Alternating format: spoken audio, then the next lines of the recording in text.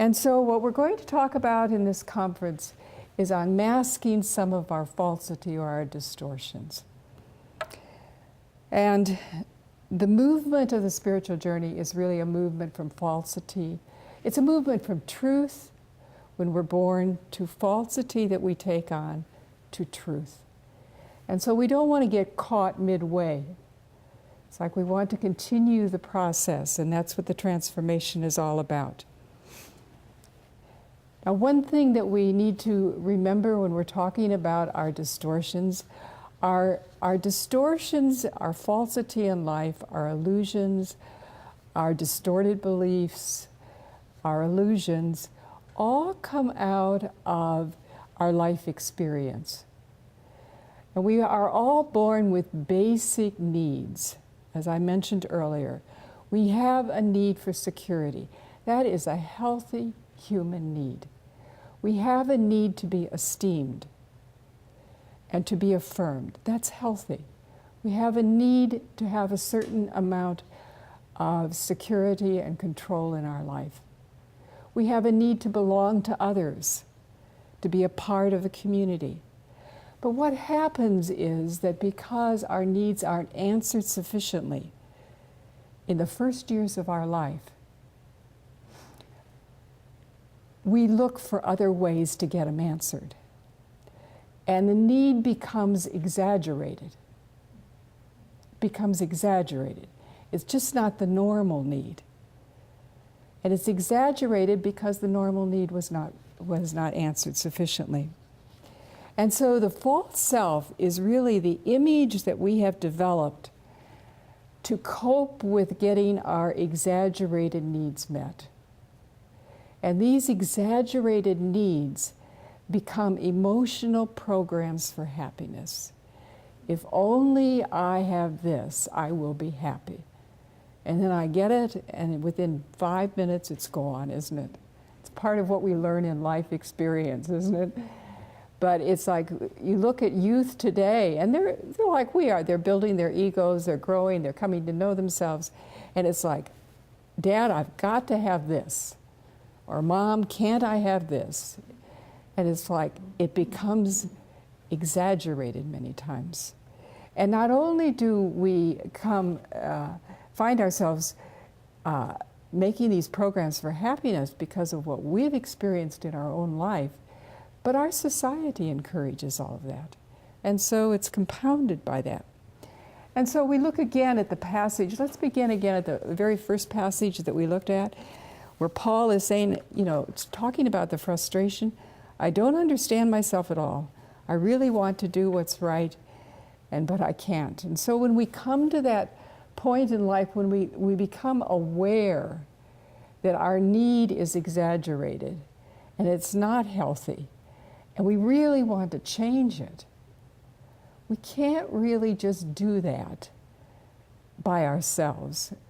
And we just can't do it because we consciously become aware. We need to come to greater self-knowledge and make choices out of that.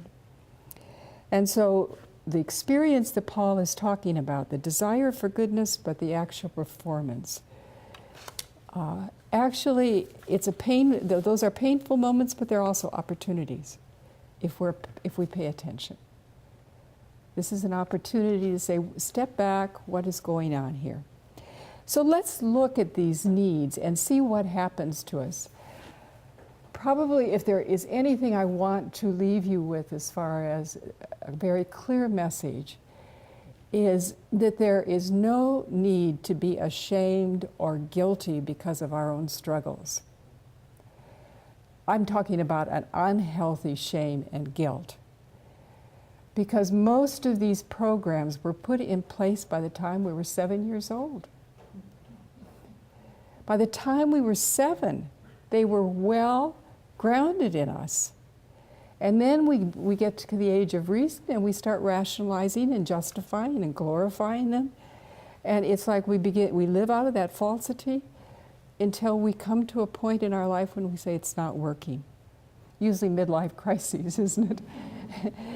or sometimes an illness or a trauma in our life, whatever it may be. But we spend so much energy with guilt feelings and with shame, and why do I do the things I do and I don't want to do it. And we look back at our earlier life and we say, oh, I made such poor decisions. What did I do that for? It's like we were operating out of our emotional programs for happiness, which are formed the first 7 years of our life. The call is to become aware so that we can have the freedom of choice, not to berate ourselves and say, why did I do this and why didn't I do that? So let's look at what happens to all of us as children. The first year of life, the primary need is security. The newborn babe who has been very safe in his or her mother's womb, whereas doesn't have a care in the world, and all of a sudden is thrust into this existence. Those of you who are parents remember the birth of your children and what that was like. And I remember my niece invited me to the birth of one of her children.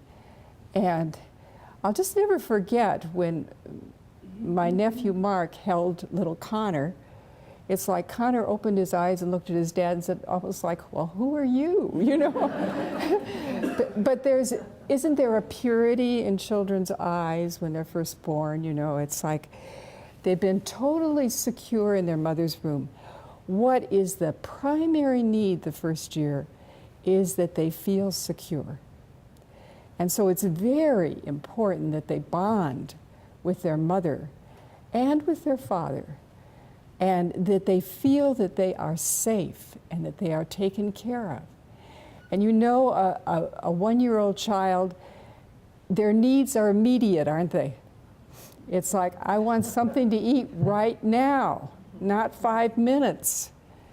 I mean, they can't even give you time to go to the bathroom. It's like, right now. And I want to be, my diaper's changed right now. Pay attention to me. And so how do we do that with a child? The child needs a tremendous amount of affection. You just can't, you say, I think we used to think if we took care of our children by providing for them, that was sufficient, but it isn't. We've learned that they need to be held and they need to be caressed and they need to be affirmed over and over and over again. And what happens is that this creates in the child the need to feel safe and secure. And so then they can trust that they're going to be taken care of.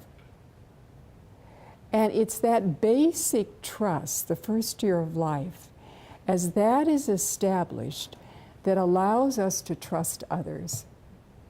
It builds on that. And not only to trust others, but to trust God.